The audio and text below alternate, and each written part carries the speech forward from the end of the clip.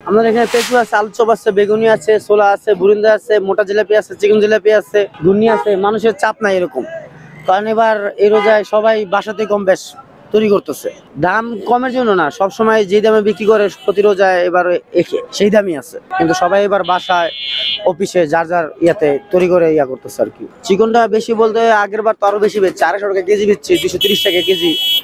আমি 200 টাকা করে বেচতেছি, 280 টাকা 90 টাকা বেচতেছি। চাহিদা একবার কম, ভাজাপুরি চাহিদা একটু কম, অন্যান্য চাহিদা ফল টলের চাহিদা আছে আমার ভালো। রোজা থাকার পর ভাজাপুরি একটু কম খাইতেই চায় মানুষ। আর দ্বিতীয়ত মানে ফল খাই রোজার মাসে একটু বেশি, কারণ যা আইছে সব ভাজাপুরি আইটেম। অনেকের গ্যাস্ট্রিকের সমস্যা দেখা গেছে, গরবালি কেমিক্যাল বিভিন্ন ধরনের সমস্যা। আর মানুষের হাতও একটু খিস, মানে আর্থিকভাবে মানুষের হাত খিস। ভাজাপোড়া খায় খুব কম খায়, খায় না তেমন কথা না, মানে আগের চেয়ে কম খায়। যখন ফল ফলাদিটা একটু বেশি খায়, মানে আগে যেরকম সচেতনতা কম ছিল, এখন তো মানুষ অনেক সচেতন, মানে বুঝা শুনে যে কোনো জিনিস কিনে এবং ভাইবা চিনি কিনে, এটা মধ্যে কি আছে না আছে বুঝা শুনেই কিনে। অন্যান্য বছরের তো এই বছর একটু কমই, এখন বেশি একটু কমই। কম হওয়ার কারণ সবার কাছে কি টাকা পয়সা একটু সমস্যা, হয়তো দেখা গেছে কারো কাছে আছে কারো কাছে নাই, কারো বাণিজ্যিক কম কারো বাণিজ্যিক একটু বেশি, সচরাচর তাগের মতো ইয়ে করতে পারে না। এবং সরকার চেঞ্জ হয়েছে, অনেকের কাছে অনেক রকম থাকতেই পারে।